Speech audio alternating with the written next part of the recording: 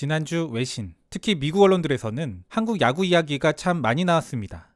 이게 스포츠 전문 매체나 스포츠 섹션에 소개되는 것 이상의 수준으로 다뤄진다는 게 저에게는 흥미롭게 다가왔는데요. 오늘은 이러한 한국 야구를 한국 대중문화 확산의 연속선상에서 바라본 월스트리트 저널 기사를 소개해 볼까 합니다.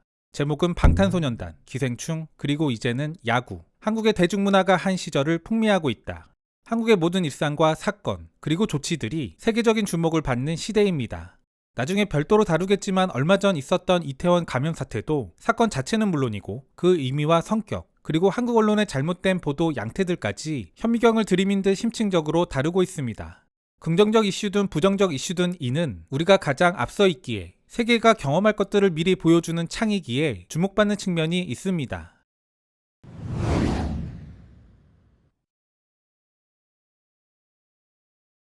몇 해 전까지만 해도 한국 제품에 대한 미국인들의 보편적 지식은 삼성 갤럭시와 현대 엘란트라를 넘어서지 않았다. 하지만 이제 그것은 옛 이야기가 돼버렸다. 강남스타일이 유튜브 최고 기록을 갱신한 지 10년이 채 되기도 전 글로벌한 인기를 자랑하는 보이밴드 방탄소년단은 코로나가 방해하지 않았다면 미국 최대의 축구 경기장에 등장했을 것이다.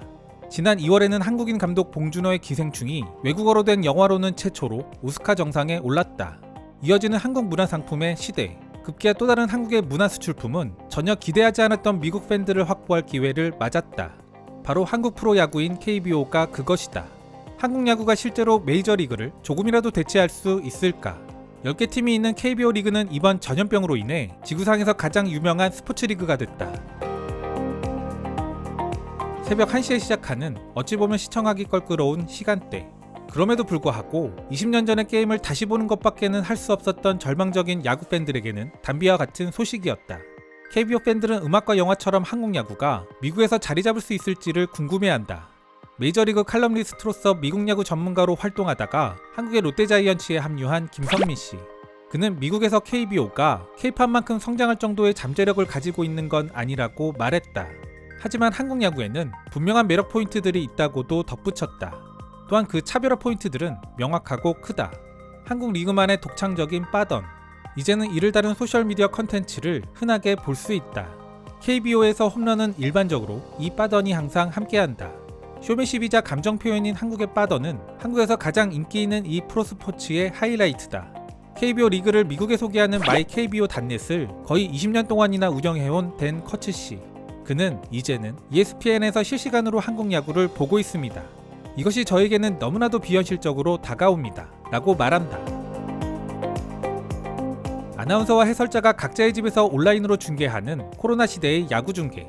이에 따라 약간의 기술적 시행착오와 어색함이 있기는 했다. 그리고 이를 중계하는 그들은 며칠 만에 완전히 새로운 리그를 배워야만 하는 어려움도 있었다.